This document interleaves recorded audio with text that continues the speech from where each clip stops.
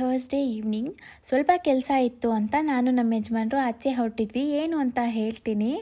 ಬಸವೇಶ್ವರ ನಗರ ಅಥವಾ ಶಂಕರ ಮಠ ಹತ್ತಿರ ಇರೋ ಶಾರದಾಂಬ ದೇವಸ್ಥಾನಕ್ಕೆ ಬಂದಿದ್ದೀವಿ. ನನ್ನ ಮಗಳಿಗೆ ಸ್ಕೂಲ್ ಸ್ಟಾರ್ಟ್ ಆಗಿದೆ, ಸೊ ಹಾಗಾಗಿ ಅವಳಿಗೆ ಅಕ್ಷರಾಭ್ಯಾಸ ಮಾಡಿಸೋಣ ಅಂತ ಬಸ್ಕೊಂಡು ಹೋಗೋಕ್ಕೆ ಬಂದಿದ್ವಿ.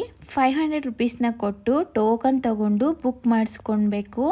ಮಗುವಿನ ರಾಶಿ, ನಕ್ಷತ್ರ, ಗೋತ್ರನ ಹೇಳಿದ್ರೆ ಅವರು ಅದನ್ನ ಮೆನ್ಷನ್ ಮಾಡಿ ಯಾವತ್ತು ಬರಬೇಕು ಅಂತ ಹೇಳ್ತಾರೆ. ನಮಗೆ ಶುಕ್ರವಾರಕ್ಕೆ ಬರ್ಕೊಟ್ಟಿದ್ದಾರೆ.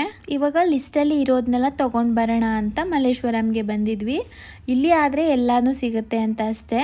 ಲಿಸ್ಟಲ್ಲಿ ಇರೋದನ್ನೆಲ್ಲ ಹೇಳಿ ತೊಗೊಂಡ್ವಿ. ನಾರ್ಮಲ್ ಆಗಿ ಪೂಜೆಗೆ ಬೇಕಿರೋ ಐಟಮ್ಸ್ನ ಬರ್ತಿದ್ರು ಅಷ್ಟೇ. ನೆಕ್ಸ್ಟು ಒಂದು 5 ತರಹದ ಹಣ್ಣುಗಳನ್ನ ಕೂಡ ತರೋದಕ್ಕೆ ಹೇಳಿದರು. ಎಷ್ಟು ಹೆಚ್ಚಾಗಿ ತೊಗೊಂಡೋಗ್ತೀವಿ ಅನ್ನೋದಕ್ಕಿಂತ ಎಷ್ಟು ತರಹದ ಹಣ್ಣುಗಳನ್ನ ತೊಗೊಂಡೋಗ್ತೀವಿ ಅನ್ನೋದು ಮುಖ್ಯ.